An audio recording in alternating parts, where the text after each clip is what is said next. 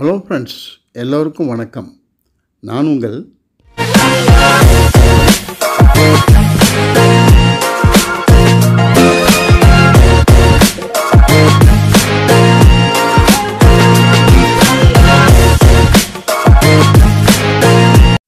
சிரட்டை இட்லி. சிரமமே இல்லாமல் சாப்பிட்லாம். சிரட்டை அப்படின்னா கொட்டாங்கச்சின்னு சொல்கிறது. தமிழ்நாட்டில் கொட்டாங்கச்சின்னு சொல்கிறோம். அதே கேரளாவில் சிரட்டைன்னு சொல்கிறாங்க. அதாவது நல்லா முத்தின தேங்காயை ரெண்டாக உடைச்சிட்டு அதில் உள்ள தேங்காயை மட்டும் சுரண்டி எடுத்துடணும். அப்போ நமக்கு கிடைக்கும் பாருங்கள் ஒரு பகுதி, அதுக்கு பேர் தான் கொட்டாங்கச்சி இல்லைன்னா சிரட்டைன்னு சொல்கிறது. அந்த சிரட்டையை நல்லா சுத்தம் செய்யணும். அதாவது மேலே உள்ள நார் எல்லாத்தையும் நல்லா சுரண்டிட்டு சும்மா வழன்னு பார்க்குறதுக்கு அழகாக செதுக்கி எடுக்கணும். அப்புறம் தான் அதை நல்லா காய வச்சு எடுத்து யூஸ் பண்ணணும். இந்த படத்தில் பார்க்குறீங்க பாருங்கள், அந்த கொட்டாங்கச்சி எவ்வளோ அழகாக இருக்குது பார்த்தீங்களா? சாதாரணமாக இட்லி தட்டில் இட்லி மாவை ஊற்றி அதை இட்லி பானைக்குள்ளே வச்சு ஆவியில் வேக வச்சு எடுத்து சாப்பிடுவோம். இது சாதாரணமாக இட்லி சுடுற முறை.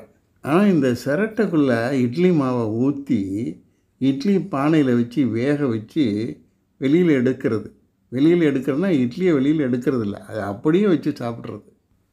சிரட்டைக்குள்ளே ஊற்றின இட்லி மாவு நல்லா வெந்து போயிருக்கும். அதை வெளியில் எடுக்காமல் அதில் சட்னி சாம்பார் எல்லாம் போட்டு கலந்து இட்லி சாப்பிட்ற மாதிரி ஸ்பூனால் சாப்பிட்லாம். ஏன்னா கையை விட்டு சாப்பிட முடியாது, கை உள்ளே போகாது.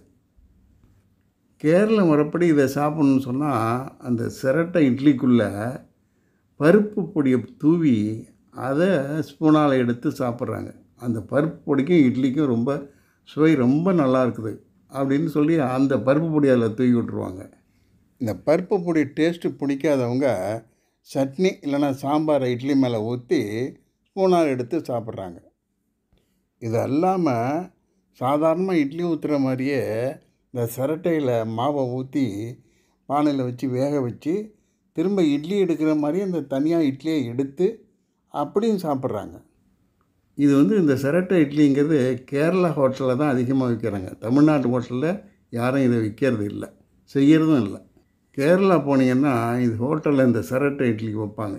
வாங்கி நீங்கள் டேஸ்ட் பண்ணி பார்க்கலாம். மீண்டும் சந்திப்போம் அடுத்த வீடியோவில். தேங்க்யூ.